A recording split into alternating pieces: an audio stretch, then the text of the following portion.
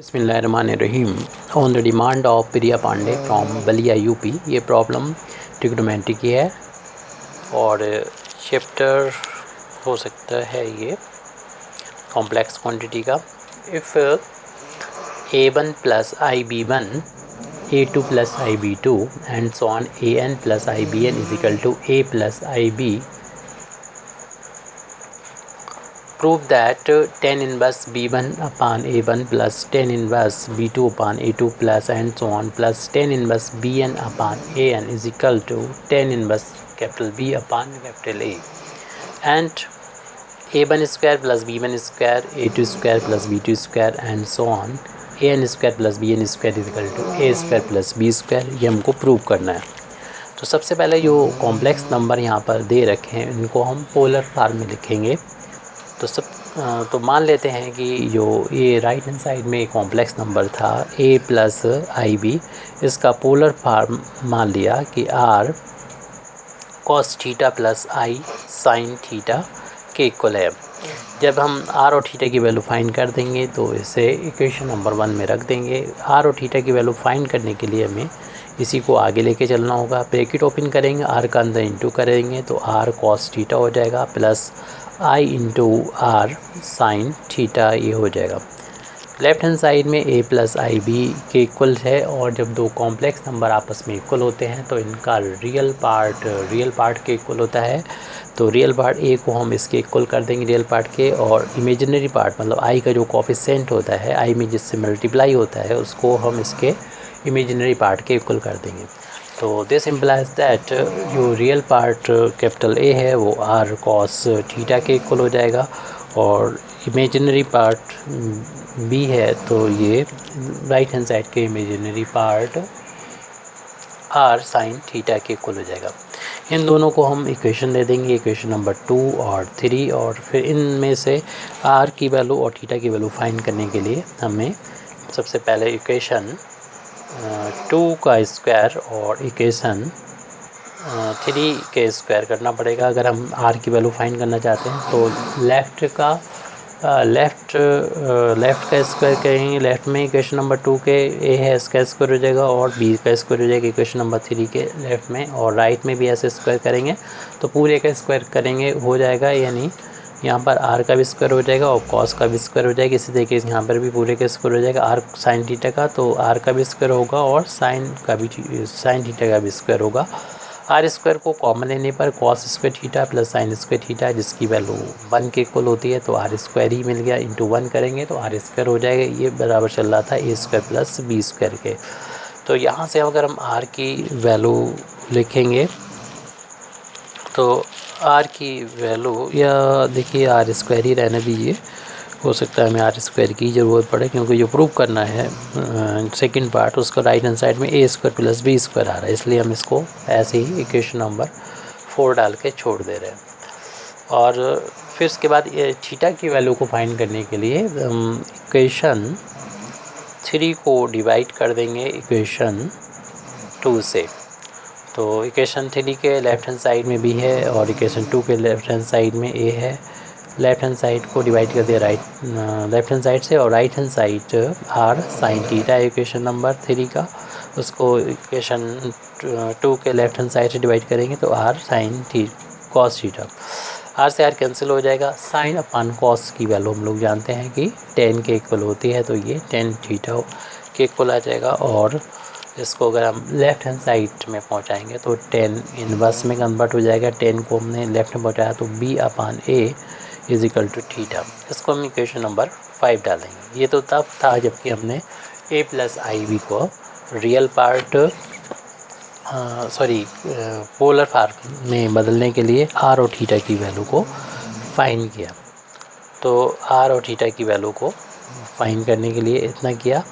अब इसी तरीके से हम जो दूसरे कॉम्प्लेक्स नंबर हैं उनको भी हम लेट कर लेते हैं, यानी यहाँ पर हम वैल्यू इक्वेशन नंबर 1 में नहीं लिखी है लेकिन r और थीटा की वैल्यू हमें मिल गई है। जब ज़रूरत होगी तो हम इक्वेशन नंबर 4 और 5 से r और थीटा की वैल्यू का यूज़ कर लेंगे। फिलहाल अभी हम ये बोल रहे थे कि ये बाकी जो कॉम्प्लेक्स नंबर ये हैं इनको भी हम लेट कर लेते हैं। मान लिया कि जो कॉम्प्लेक्स नंबर हमारा a1 प्लस आई b1 है, इसका polar form r1 cos θ1 plus i sin θ1 इसी के अकॉर्डिंग 1 है तो 1 और 1 है तो यहाँ पर हमने सब कुछ बंद ले दिया।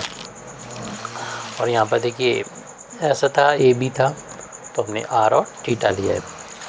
तो इसी के अकॉर्डिंग यानी इक्वेशन नंबर 1 को हमने जिस तरीके से लेट किया था और जब इस तरीके से पोलर फॉर्म में लिखा और हमारी वैल्यू मिल गई, R की वैल्यू मिल गई इक्वेशन नंबर 4 से, और 5 में हमें मिल गई थीटा की वैल्यू। तो जब इतना लेंगे तब हमें इक्वेशन नंबर 4 से सिमिलरली हम कह सकते हैं कि a1 square plus b1 square की वैल्यू r1 स्क्वायर के कुल मिल जाएगी।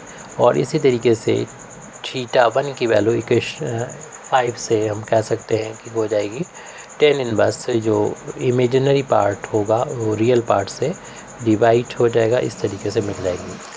सिमिलरली इसको हम यहाँ पर सिमिलरली लिख दें, यहाँ पर सिमिलरली, क्योंकि हमने यहाँ पर कोई कैलकुलेशन नहीं किया, जो अभी कर चुके हैं क्वेश्चन नंबर 1 से लेके 5 तक वही हमने यहाँ पर डायरेक्ट लिखा है। इसी तरीके से हम जब लिखेंगे a2 प्लस आई b2 को मान लेंगे कि r2 cos θ2 plus i sin θ2 के इक्वल है, तो इसका सीधा मतलब ये लिख लेगा कि r2 स्क्वायर की वैल्यू जो होगी वो a2 square plus b2 square के इक्वल होगी। और θ2 की वैल्यू इक्वेशन नंबर 5 के अकॉर्डिंग tan इनवर्स b2 अपान a2 होगी। इसी तरीके से और भी हम लिख सकते हैं एंड सो ऑन। और जब हम बात करें लास्ट वाला हमारा था an प्लस आई bn, तो इसको हमें इस तरीके से पोलर पार्ट में मानना चाहिए rn cos θn plus i sin θn। तब इसके यानी rn का होल अब स्क्वायर की वैल्यू मिलेगी an होल अब स्क्वायर प्लस bn होल अब स्क्वायर। और थीटा n की वैल्यू इक्वेशन नंबर 5 के अकॉर्डिंग वैल्यू हो जाएगी tan inverse imaginary part upon bn upon an, imaginary part upon real part. तो इन्हीं सभी वैल्यू को चाहते इस equation number collectively equation number इसको 6 डाल दें, इसे इक्वेशन नंबर 7 डाल दें, ऐसे ये और भी आते रहेंगे। इसको इक्वेशन नंबर 8 डाल दे रहे हैं, एक्सेट्रा। यहाँ पर ये कंप्लीट हो गया, यानी ये वैल्यू जो आपने मानी थी। अब हम इस पे जो सवाल दे रखा है हमको, इफ़ ये वैल्यू यानी सारे कॉम्प्लेक्स नंबर का प्रोडक्ट ये कॉम्प्लेक्स नंबर है, इसको हम लिखेंगे और इन कॉम्प्लेक्स नंबर की वैल्यू डालेंगे। अभी हमने यहाँ पर ये पोलर फॉर्म इसकी वैल्यू जो आ गई वो तो लिखी है, लेकिन इनकी वैल्यू कितनी है ये जिस तरीके से इक्वेशन नंबर 1 में हमें a प्लस आई बी की पोलर फॉर्म इतनी मानी थी, तो इसकी वैल्यू अभी हमने पुट नहीं की है। तो इसी तरीके से इनकी वैल्यू भी हमने भी r1 और θ1 की पुट नहीं की है, यानी r की और थीटा की वैल्यू पुट नहीं की है, और अभी इसकी ज़रूरत भी नहीं है इसलिए नहीं पुट की है। इसलिए हम यहाँ पर इसके जो गिवन था उसको हम यहाँ पर लिखने वाले हैं प्रूव करने के लिए। अगले पेज पर गिवन है we are given that we are given that a1 plus I b1 into a2 plus I b2 and so on an plus I bn is equal to right hand side में a capital A plus I b। अब इसकी value को हमने polar form में लिखा है r1 cos θ1 plus i sin θ1। इसी तरीके से इस वैल्यू को लिखा है r2 cos θ2 plus i sin θ2। इस तरीके से एंड सो ऑन। लास्ट में ये rn cos θn plus I into sine θn, और राइट हैंड साइड में value a plus I B की वैल्यू को इस तरीके से बना था r cos theta plus I sine theta. तो यहाँ पर अगर हम यूलर फार्मूले की यूज़ करें तो हमारी प्रॉब्लम थोड़ी सी सिंपल लगे हो जाएगी, यानी शॉर्ट में हम लिख सकेंगे। हम लोग जानते हैं यूलर फार्मूला ये होता है cos theta plus I sine theta को हम एक छोटे में लिख सकते हैं e⁻i थीटा लिख सकते हैं इस तरीके से। ये यूलर फार्मूला है, यूलर्स फार्मूला। तो यूलर फार्मूले के अकॉर्डिंग हम इसको इन ब्रैकेट्स को बहुत सिंप्लीफाई करके लिख सकते हैं, यानी कॉस हो साइन हो और साइन के साथ आई हो, तब e⁻ जो भी एंगल है उसमें आई थीटा हो जाएगा। तो ये जितने भी ये छोटे ब्रैकेट्स हैं इनको हम यूलर फार्मूले के यूज़ करके थोड़ा सिंपल फार्मूले लिख देंगे। तो ये पहला टर्म मिल जाएगा दिस इम्प्लाइज दैट r1, इसे लिख दें e⁻i θ1।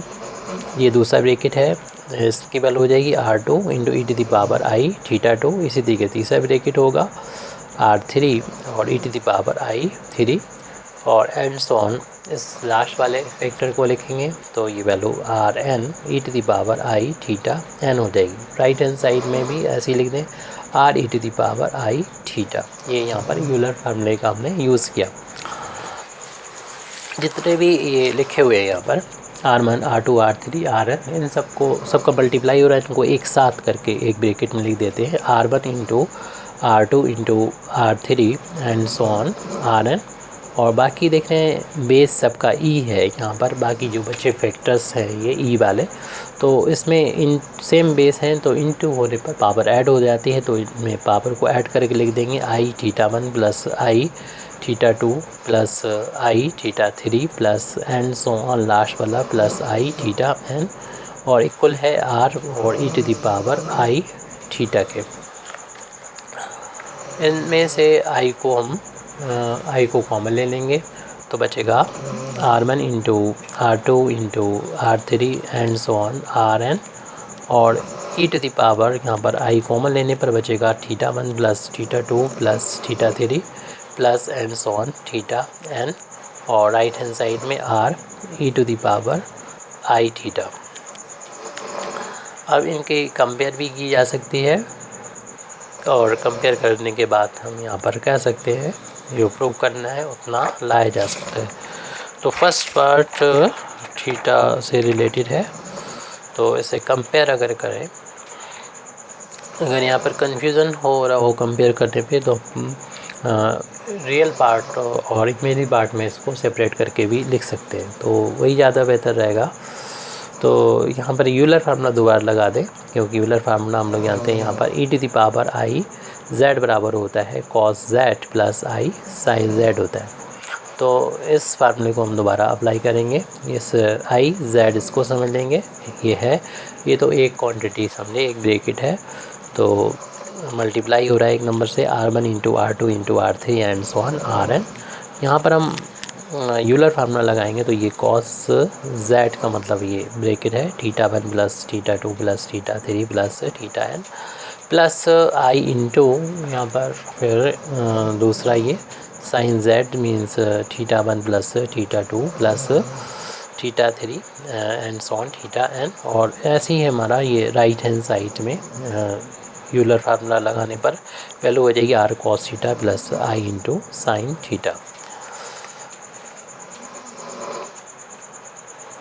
तो इसका इंटू अब दोनों टर्म्स में कर लेंगे तो ये हमारा रियल पार्ट आ जाएगा r1 r2 r3 rn into cos, इसे ब्रैकेट में ही रख लें, cos θ1 plus θ2 plus and so on θn। ये इतना रियल पार्ट आ गया और i को कोफिशिएंट इमेजिनरी पार्ट तब मिलेगा जब इस ब्रैकेट को ओपन करके इसका इंटू इस साइन वाले टर्म में इंटू करेंगे, तो वैल्यू मिलेगी r1 into r2 into r3 into rn into sine of θ1 plus θ2 plus θ3 and so on θn। और राइट हैंड साइड में भी ये ब्रैकेट ओपन करके r का इंटू करेंगे तो r cos theta plus i into r into sine theta हो जाएगा। जब दो कॉम्प्लेक्स नंबर आपस में इक्वल होते हैं तो रियल पोर्शन जिसमें आई नहीं आ रहा वो रियल हो गया, वो रियल के इक्वल होगा, दिस इम्प्लाइज, और इमेजिनरी आई का जो कोफिशिएंट है वो आई के कोफिशिएंट के इक्वल होगा, यानी इमेजिनरी पार्ट के इक्वल होगा। तो रियल पार्ट है r1 r2 r3 and so on rn cos of theta 1 theta 2 theta 3 and so on theta N, ये वैल्यू हो जाएगी आर कॉस थीटा के इक्वल हो जाएगी। इसको हम इक्वेशन अगर कोई नहीं डाला है, हमने बहुत डाले इक्वेशन, यहाँ पर 8 तक हो गए थे, इक्वेशन नंबर 9 डाल दीजिए और इमेजिनरी पार्ट यानी आई का जो कोफिशिएंट है यानी R1 R2 R3 and so on Rn into sine theta, imaginary part को इमेजिनरी पार्ट के इक्वल रख दीजिए इक्वल टू ये आर साइन थीटा है, इसे इक्वेशन नंबर 10 डाल दें। अब अगर हमें फर्स्ट पार्ट निकालना है तो हम इक्वेशन नंबर 10 को 9 से डिवाइड कर देंगे, तो इक्वेशन या फिर हम यहाँ पर थीटा की वैल्यू फाइंड करना है तो कंपेयर करके भी निकाली जा सकती थी, ठीक है। तो डिवाइड करेंगे तो यहाँ पर इक्वेशन नंबर 10 को डिवाइड कर दीजिए इक्वेशन नंबर 9 से, तो इसमें ये डिवाइड हो जाएगा, तो R1 R2 and so on Rn into sine of theta 1 plus theta 2 plus theta 3 theta N में डिवाइड हो जाएगा इक्वेशन नंबर 9 का ये R1 R2 and so on Rn into cos of theta 1 plus theta 2 plus and so on theta N. Right hand side में R sine theta upon R cos theta, R से R ये cancel हो जाएगा, ये पूरा term cancel हो जाएगा, sign अपान cos 10 के बराबर होता है, तो इसको हम यहाँ पर 10 लिख सकते हैं। Theta 1 plus theta 2 plus theta 3 plus theta 4 plus and so on theta N, और राइट हैंड साइड में भी ये साइन थीटा हो जाएगा। 10 से 10 हम हटा सकते हैं, तो हमारी ये वैल्यू है theta 1 plus theta 2 plus theta 3 plus and so on theta N की वैल्यू थीटा की इक्वल आ गई। अगर हम थीटा की वैल्यू को यहाँ पर पुट करते हैं, यानी हम यहाँ से हमने काम शुरू कर दिया था कि हम पार्ट फर्स्ट लगाएंगे, तो यहाँ पर नंबर भी डाल सकते हैं कि पार्ट फर्स्ट हमारा ये चल रहा है इक्वेशन को जब हमने डिवाइड किया था तब।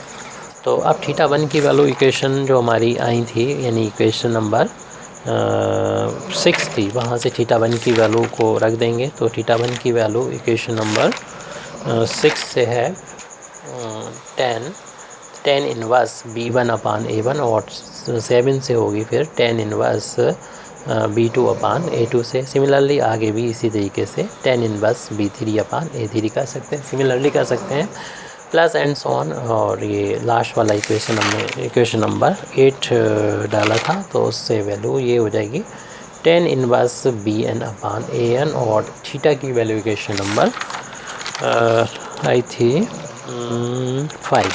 5 से, इक्वेशन नंबर 5 से लिख देंगे 10 इनवर्स B अपान A। तो फर्स्ट पार्ट यहाँ पर हमने देखा कि प्रूव हो गया। अब सेकंड पार्ट अगर हमें प्रूव करना चाहते हैं तो इक्वेशन नंबर 9 और 10 का स्क्वायर करके ऐड कर देंगे, सेकंड पार्ट की शुरुआत यहाँ से हो जाती है। तो इक्वेशन नंबर हम 9 का स्क्वायर करेंगे और इक्वेशन नंबर 10 का स्क्वायर करेंगे और फिर इनको ऐड कर देंगे, तो हमें रिज़ल्ट अपना मिल जाएगा। तो लेफ़्ट का इस इक्वेशन नंबर 9 में लेफ़्ट में है, तो उसका जब स्क्वायर करेंगे तो R1 R2 R3 Rn इस में मल्टीप्लाई हो रहा था cos theta 1 plus theta 2 plus theta 3 plus theta एन, इसका होल ऑफ स्क्वायर, और फिर प्लस दूसरा है R1 R2 R3 Rn into sine of theta 1 theta 2 plus and so on theta N का होल ऑफ स्क्वायर, और ऐसे ही राइट हैंड साइड में हो जाएगा R कॉस थीटा का स्क्वायर और प्लस R साइन थीटा का होल ऑफ स्क्वायर। तो जब इसका होल ऑफ स्क्वायर ओपन करेंगे तो इसमें इस पहले वाले ब्रैकेट यानी R1 R2 Rn का भी स्क्वायर हो जाएगा और कॉस का भी स्क्वायर हो जाएगा theta 1 plus theta 2 plus theta 3 plus theta N, और इसका जब होल ऑफ स्क्वायर करेंगे तो R1 R2 R3 Rn का होल ऑफ स्क्वायर हो जाएगा और साइन का भी स्क्वायर हो जाएगा theta 1 plus theta 2 plus theta 3 plus theta N, और राइट हैंड साइड में भी R का भी स्क्वायर हो जाएगा कॉस का स्क्वायर और R का स्क्वायर साइन थीटा का स्क्वायर हो जाएगा। प्लस का यहाँ पर साइन है, दो टर्म है, इस दोनों टर्म में ये चीज़ जो है वो ब्रैकेट कॉमन है, तो हम इसको कॉमन ले रहे हैं। R1 R2 आर एन का होल अब स्क्वायर कॉमन था, इस ब्रैकेट से बाहर ले लिया, तो पहले में बचेगा cos square theta 1 plus theta 2 plus and so on theta N plus I into sorry यहाँ पर सेकेंड टर्म में बचेगा sine square theta 1 plus theta 2 and so on theta N. और राइट हैंड साइड में भी ऐसे ही आर स्क्वायर इन दोनों terms में कॉमन लिया तो cos square theta plus sign square theta जिसकी वैल्यू 1 होती है। यानी एंगल यहाँ पर एक जैसा होना चाहिए, कितनी ही बड़ा हो, कॉस स्क्वायर हो साइन हो उसकी वैल्यू 1 होती है। तो हम यहाँ पर लिख सकते हैं, इस ब्रैकेट को ओपन करेंगे तो इनका सबका अलग अलग, क्योंकि मल्टीप्लिकेशन है तो मल्टीप्लिकेशन का स्क्वायर हो जाएगा, यानी स्क्वायर का मल्टीप्लिकेशन आएगा, R1 का भी स्क्वायर हो जाएगा into R2 square into R3 square, इसी तरीके से RN स्क्वायर, और ये वैल्यू बताई थी 1 के इक्वल हो जाएगी। राइट हैंड साइड में भी आर स्क्वायर इंटू ये value cos square theta plus sign square theta की वैल्यू 1 होगी। अब इक्वेशन नंबर किसकी वैल्यू रखनी है, आर की। 4 से 6 से और 7 और 8 से सब R1 R2 R3 RN और R की वैल्यू रख देंगे, तो इसकी वैल्यू थी A1 square plus B1 square. ये इक्वेशन नंबर हमने रखी है, इक्वेशन नंबर 6 से वैल्यू रखी है R1 के स्क्वायर की। इसी तरीके से A2 स्क्वायर प्लस का B2 स्क्वायर और A3 square plus B3 square and so on. इस RN स्क्वायर की वैल्यू है इक्वेशन नंबर 8 से AN square plus BN square, और इक्वेशन नंबर 4 से ये आर स्क्वायर की वैल्यू यहाँ पर पुट कर देंगे जो A square plus B square है। Thank you very much indeed for listening me. व आखिर दावाना अल्हम्दुलिल्लाहि रब्बिल आलमीन।